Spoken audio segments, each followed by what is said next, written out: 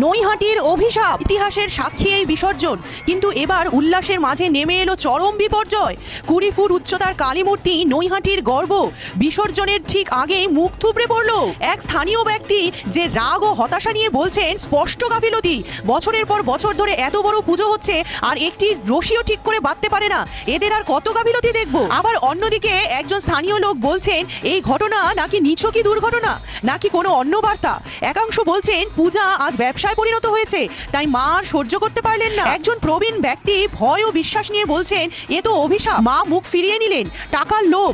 এই নৈহাটির জন্য একটা দুঃসংবাদ অপেক্ষা করছে, এ তো অলৌকিক ঘটনা, এ শুধুই অলৌকিকতা। দুর্ঘটনার কারণ যাই হোক, 20 ফুট উঁচু কালী প্রতিমার এমন পতন নৈহাটির ইতিহাসে এক কালো অধ্যায়। এ কি শুধুই দুর্ঘটনা নাকি অলৌকিক কোনো সংকেত? প্রশ্ন রেখে গেল এবারের কালী পুজো। উত্তেজনা চরমে আর উত্তরের খোঁজে নৈহাটিবাসী।